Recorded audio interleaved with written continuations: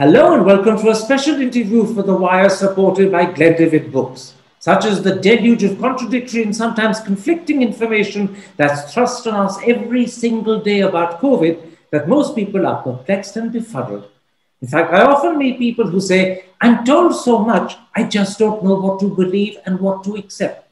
And so today, my aim is to cut through the clutter and clear the air and present an informed view from abroad. My guest is the internationally acclaimed principal and dean of the Brown University School of Public Health, Ashish Jha. Professor Jha, let me start by asking you about the situation prevailing in India today. After growing at an astonishing 414,000 cases a day at the peak of the second wave, India is now growing at around 45,000 cases a day. The positivity rate is down to 2.1%, and for about 22 days, it's been under 5%. That, in a sense, is the good side of the story. But on the other hand, India has more cases every single day than any other country in the world, and 80 out of the country's 742 districts have a positivity rate that is around 10%. And let me add, it now emerges that for the last 5-6 days, we haven't actually been declining, we've been plateauing at about 45,000 a day. So what do you make of this big picture?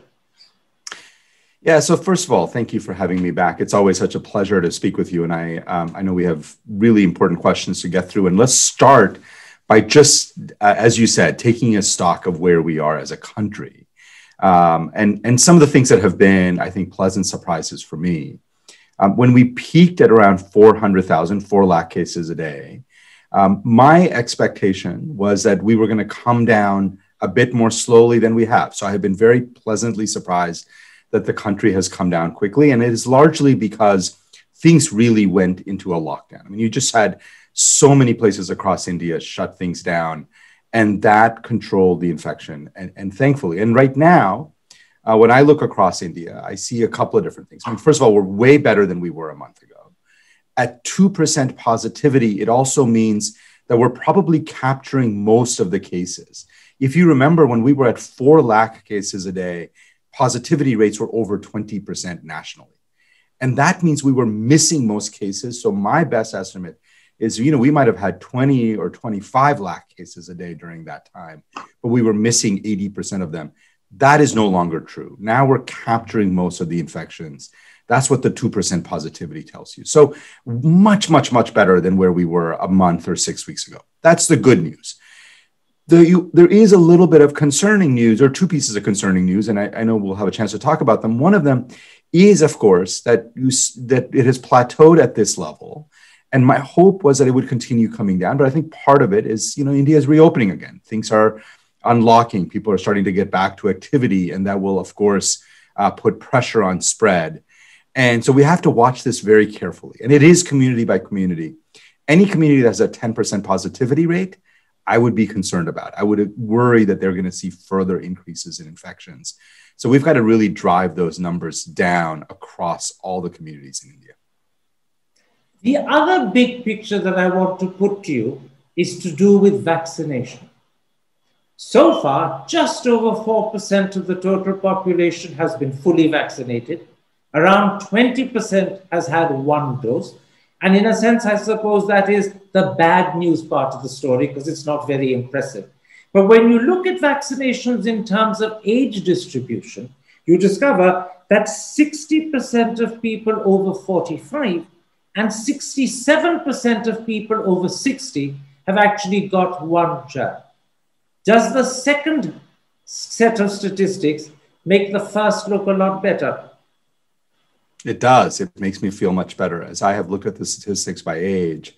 Remember, I mean, the Delta variant that is across India now, that is a pretty tough virus, and it can infect and affect anybody. Even young people can get sick. That said, older people are the main people at high risk of this. And so when we begin to start offering protection to older people, you will see fewer hospitalizations, fewer deaths. And that is exactly the kind of numbers we want to see. So I want to see those numbers go up. I want to see older people get their second shot and get fully vaccinated. That to me is a more important number, at least in the short run, than the overall population vaccination, which of course is important too. But to me, it's a little bit less important in the short run. Then before I move on to talk about Delta Plus, which is a variant that's beginning to worry people in India, let me ask you, is your overall impression that India is not only over the peak, because clearly we've come sharply down from 414,000 cases a day, but are there still hills to climb? Are you worried about this plateauing that we've seen for the last 5-6 days? I am worried about the plateauing. I was hoping that it would come down much, much further. But I'm not surprised by it in the sense that as things have begun to open back up in India, you are going to see more transmission. And I am very much concerned still about the future, about future third waves and fourth waves, and what we can do to avoid those. That has got to be at the top of the policy list of things that policymakers have to be thinking about and working on.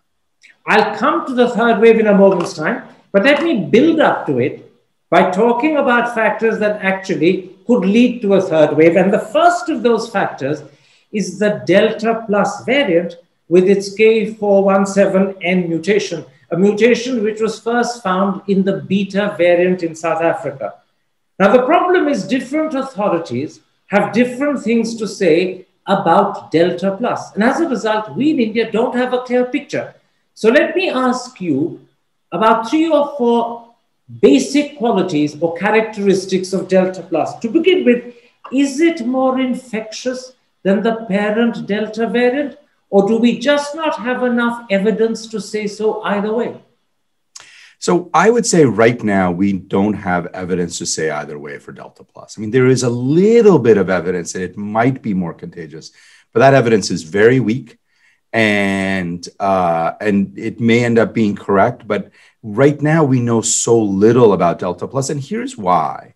You know, when you think about what happens with a variant, you identify it through genomic sequencing. You say, oh, this virus looks a little different. Then the question is this important? Is this a difference that matters? And you have to do quite a bit of testing on issues of infectiousness, severity, immune escape. Those studies are being done right now. And therefore, I don't think we can say with any level of certainty about its contagiousness. What about the fact that some people believe it may lead to more serious illness because it has a capacity to bind more strongly to what are called the receptors of the lung cells? Is that a concern? Is that established? Perhaps I should ask first of all. Definitely not established. Definitely not established. Not established that it is causing more severe disease. And, you know, I guess the way I look at this is, here's the way to think about this. We've had many, many variants now in the last 9 months. We've had the alpha, the beta. We've had other variants that don't even have names because we initially thought they were going to be a problem, and then they turn out not to be a problem. And other ones where, like, for instance, the Delta variant, I thought this might be an issue, but I didn't think it was going to end up being as big of a problem as it has turned out to be. The point of that is not that I was right or I was wrong or other people are right. It's we just don't know in the early days when we identify something, is this going to end up being real and a major problem, or is this going to end up just being another variant with no major consequences? That's where we are with Delta Plus right now. We don't know. You've given me 2 answers that will be reassuring for the audience regarding Delta Plus. A, we don't have convincing evidence at all that it's likely to be more infectious. We have some, but you said very weak evidence that it could be a bit more infectious, but it's not convincing. And as of now, you believe Delta Plus is not necessarily more infectious. You also say we don't have convincing evidence at all that it will lead to more severe illness. So both of those are reassuring. Let me come to something that perhaps worries people most of all about Delta Plus. We know that the K417N mutation in beta made the beta variant more resistant both to antibody immunity and also vaccine immunity. Now, since the same K417N is present in Delta Plus, does it mean Delta Plus will be more resistant both to vaccine immunity and antibody immunity, or does that not follow? No, it does follow that it's possible. And again, I hate to keep saying the same thing. We don't know. We don't know. Here's why I'll be very honest. I'm just going to cut to the bottom line. I am not yet particularly worried about Delta Plus. And I will tell you why. Now, of course, it could be that it could end up being something very serious and even more serious than Delta. But the reason I am not is we've seen this mutation before. It did not end up taking off around the world. It did not end up causing massive problems in people who are vaccinated. What can happen with some of these things is you might see a few more breakthrough infections, but you're not going to see, I don't think you're going to see a rendering of the vaccines to become ineffective. I have no reasons to believe that that is going to happen with the Delta Plus. I'm not saying it will never happen with any variant. I just don't see any evidence that Delta Plus will do that. So I think of it right now as just another variation of Delta, probably not any worse, probably not any better. Delta is bad enough, but it is possible that it could end up being a little worse or a little better. And we'll know more in the next few weeks as these studies get done. That's, I think, a very important thing, and I'll repeat it for the audience. You're not particularly worried about Delta Plus. You see it as just another variation of Delta, probably not any better, probably not any worse. In other words, don't panic about it. Take it in your stride. Sorry, I'm just going to say, and take it seriously, because Delta is a very serious variant. So it is not to minimize Delta Plus.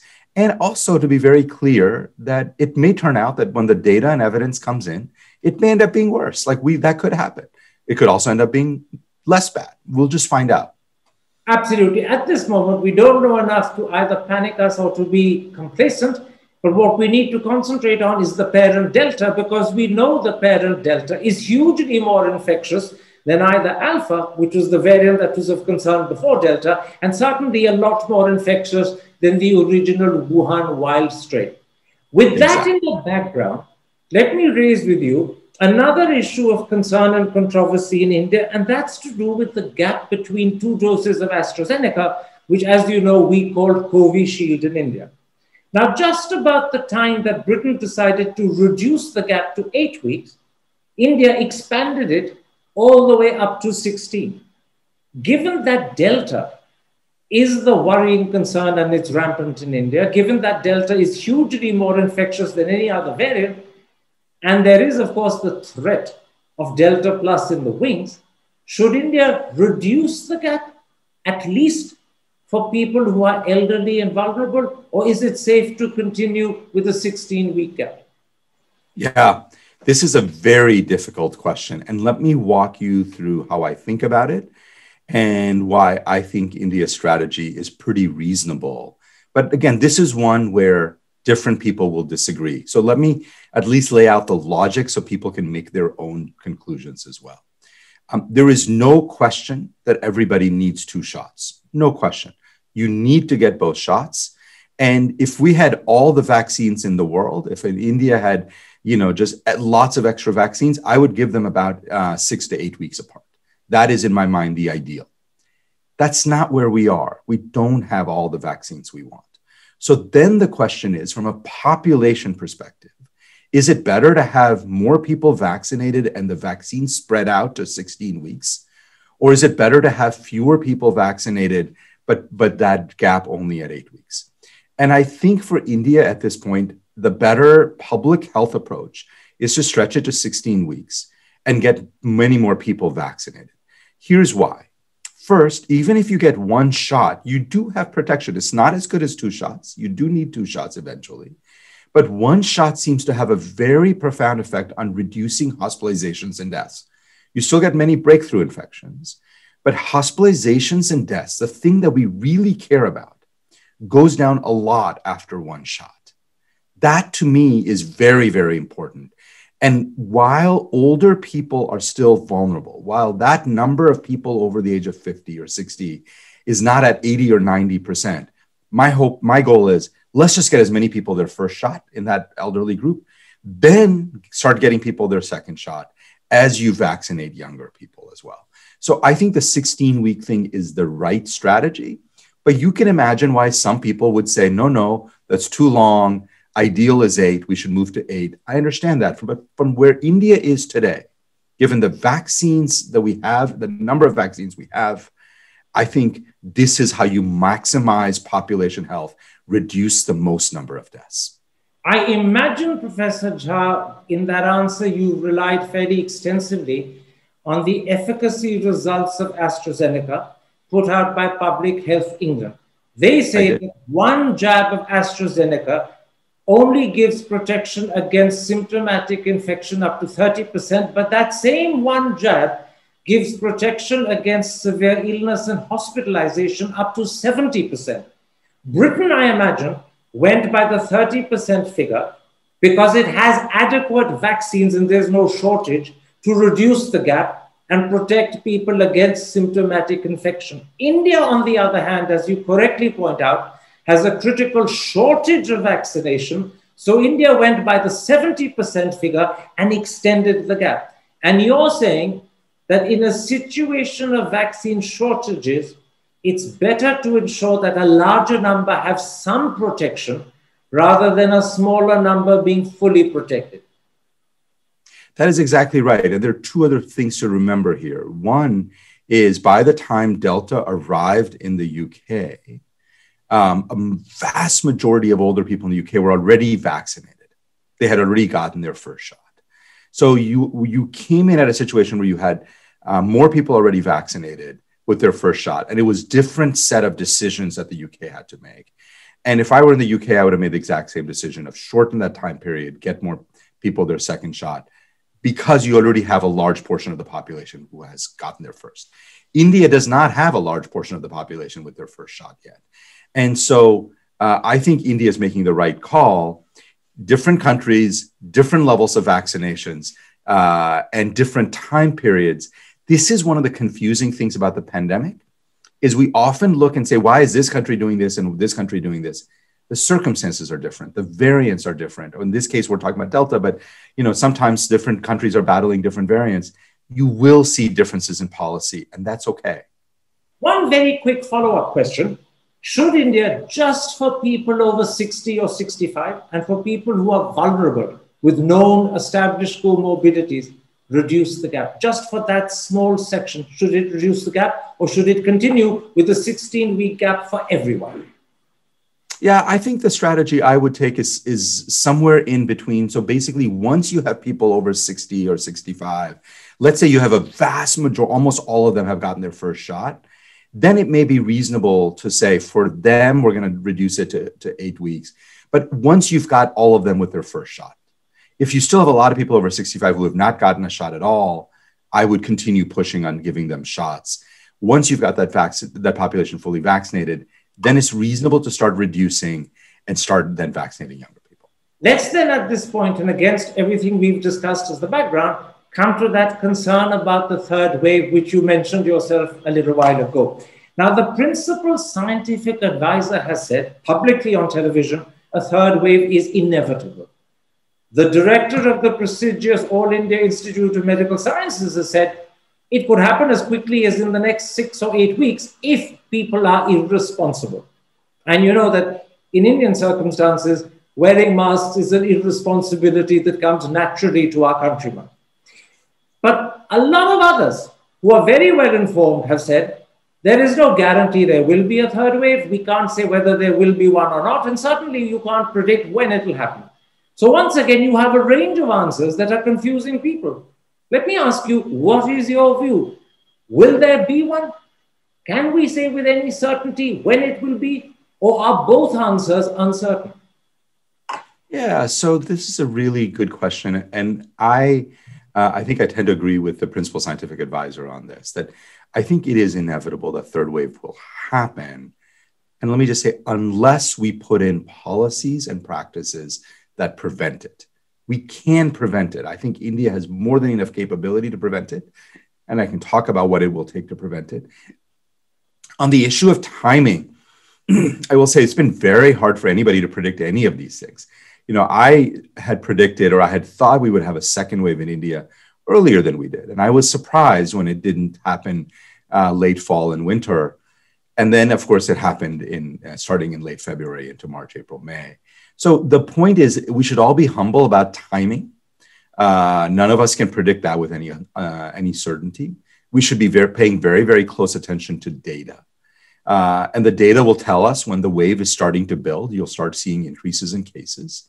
But I think Professor Raghavan, the principal scientific advisor, is right about this, that unless we act really prudently and aggressively, a third wave is very, very likely. What is it that India can do that would make that prediction, a third wave is inevitable, a prediction which I think you said you agreed with, become false? What do we do to make the inevitable not happen? Yeah, I think ultimately at the end of the day, all of this is within our control. So I think it is inevitable unless we take some aggressive action. So let's talk about what those are. I really do believe, like in the middle of this horrible pandemic, and especially given the suffering that the Indian people have had in the last few months, just horrific level of suffering. I think my sense is, talking to family and friends in India, is that there is far more openness for change in behavior than there might have been, let's say, 6 months ago. People have seen up front and close up just how horrible this pandemic can be. So I think things like universal mask wearing is absolutely essential. It is essential. You can maybe relax them outdoors, but not if you have large gatherings. And indoor mask wearing is absolutely essential. I think that's sort of one. Second is there's a lot starting to happen in the scientific community in India on really ramping up testing capacity. Look, India has been doing okay on testing, has been doing fine, but I think India can do much better with new testing modalities that other countries have not even used. Not just more antigen tests, what are called CRISPR-based tests. These are new scientific breakthroughs where, again, Indian science, I think, has a lot of capability and can partner with other countries. And really, so if we have widespread testing available, for instance, you can start identifying infections early and stop outbreaks before they start getting big.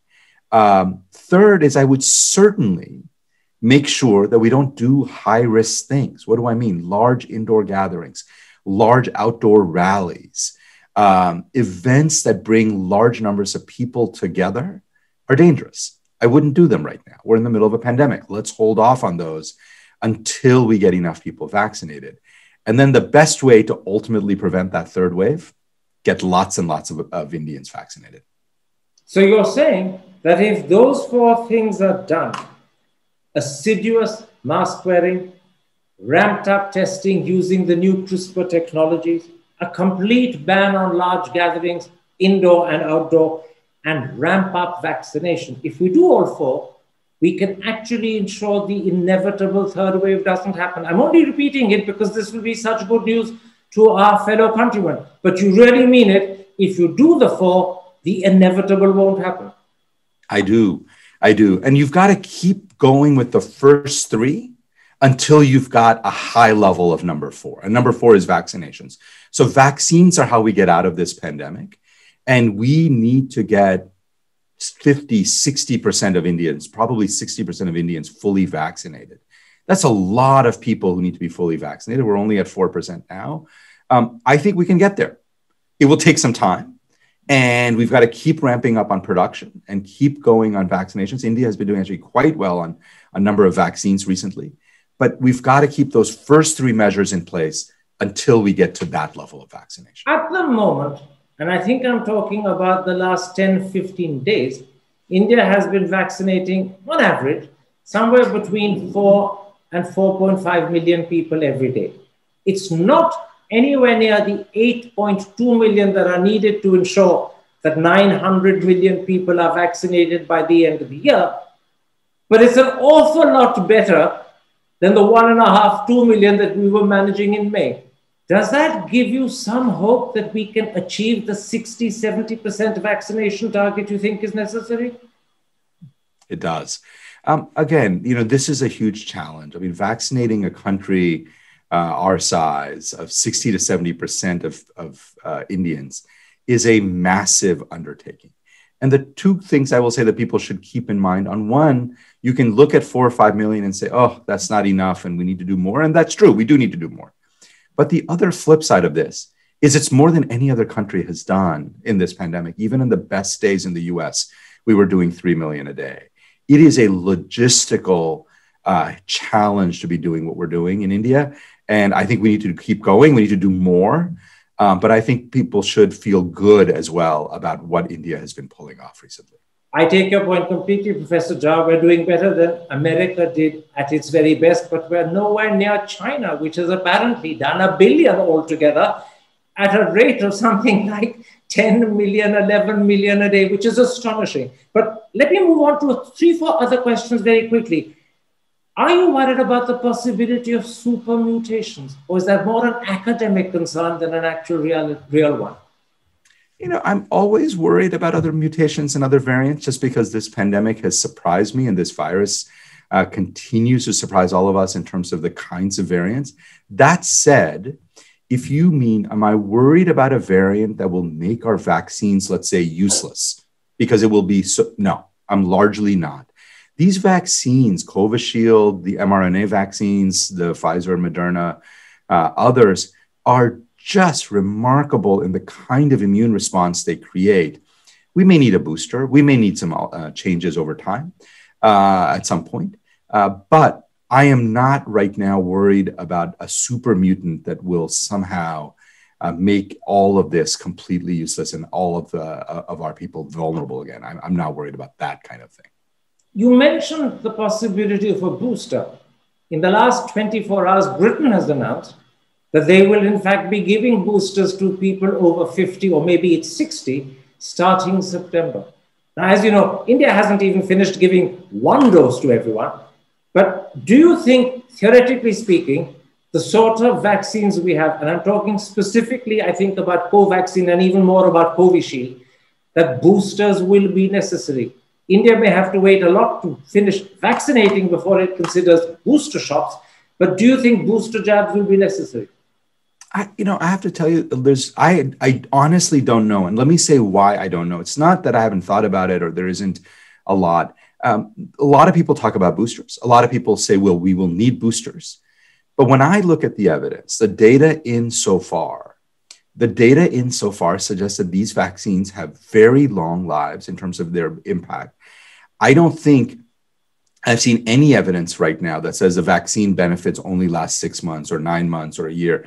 So will a booster be necessary? Maybe at some point down the road. Do I think we're going to need one more or less right away? I don't. But we're going to need to pull more evidence together. We're still learning a lot about the long-term benefits of these vaccines.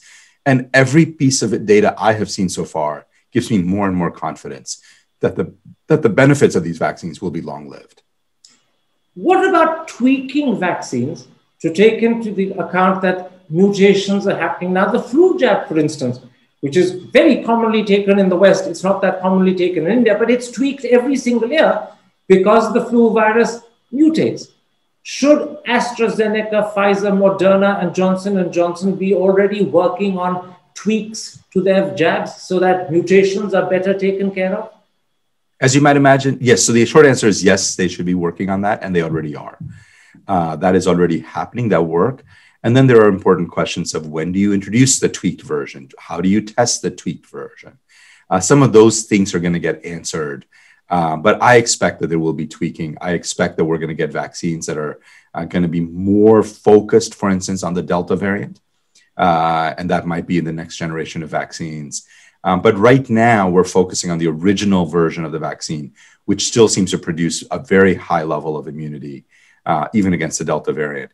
But I do think tweaking will happen, and I think we'll see that in future versions. This is a bit of a futuristic question, but just as people in the West take a flu jab every single year before the onset of winter, do you think the world is going to get used to taking an annual COVID jab, or is it just too hard to say?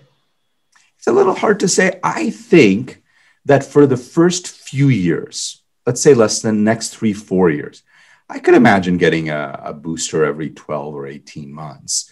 But eventually, I think 4 or 5 years down the road, I think we will have vaccines that are long-lived. And I think this virus will settle down in a way that we will not need this.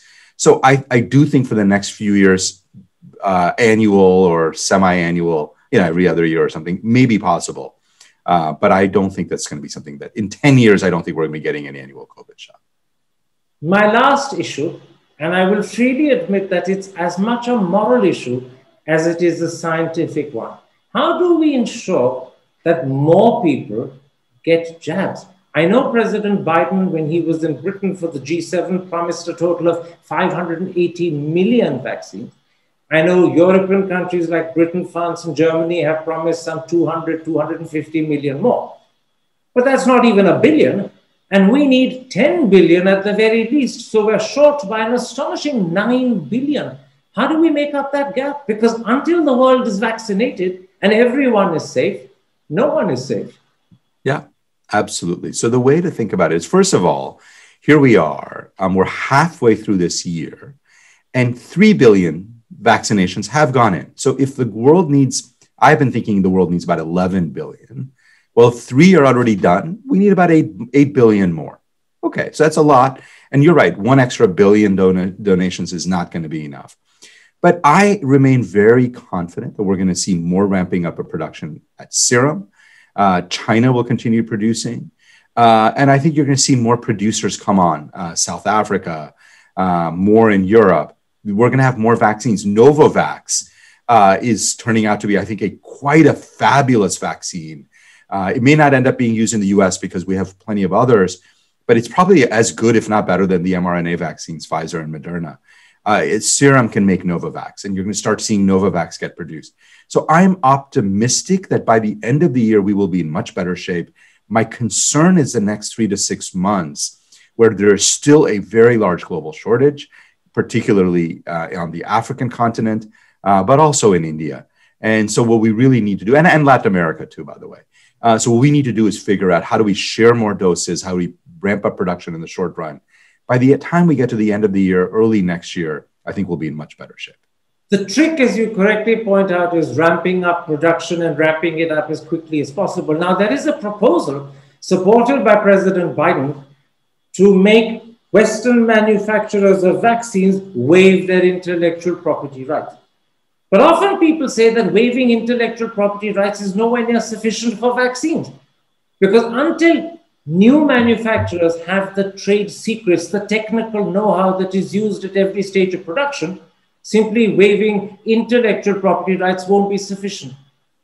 Do you think that we can convince the world that in addition to waiving IP, they should also hand over their technical trade secrets? Because that may be much more difficult to convince manufacturers to do. Yeah, I think this is one of the issues. We've fought a lot about IP, and my general feeling on IP has been, I don't think this is the most important issue. You've rightly pointed out, it's all the technology transfer. Look, we did not need to waive IP for AstraZeneca to work with Serum to get the AstraZeneca Covishield vaccine going. I want to see more partnerships like that. I want to see the government, the US government, push manufacturers to do more technology transfer. One of the key things about technology transfer, it's not just technology, it's people. So one of the questions is, are we going to ask Pfizer and Moderna and J&J and others to take people out of their plants right now that are working 24/7 and send them to start up new factories? We probably need to ask them to do that. We need to find a way to push them and help them build those kind of relationships, licensing agreements, other things that I think will make a difference. It is absolutely right. IP is only one part of the puzzle.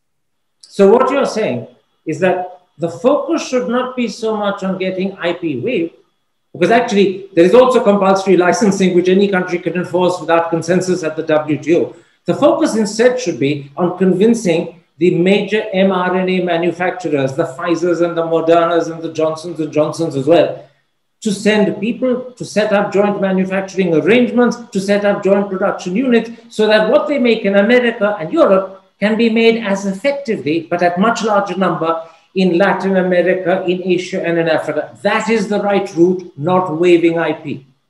Yeah, and waiving IP, I have not been opposed to. I think it's fine. I worry that somehow we think that will solve our problems. It won't. Yeah. What you need is access to those technologies, and they will only come with joint venture productions. They won't come simply by waiving IP. Correct. Thank you very much indeed, Professor Jha. Once again, this has been a comprehensive interview. And as I said, you will have opened up the eyes of the audience and hopefully, as I said in my introduction, cleared the clutter, cleared the air, and made people more aware of details that they can easily absorb rather than confused by a mass of information that is very difficult to absorb. Once again, thank you very much for having me back. Thank you very much for having me. Stay safe. Yeah. Take care. Bye-bye.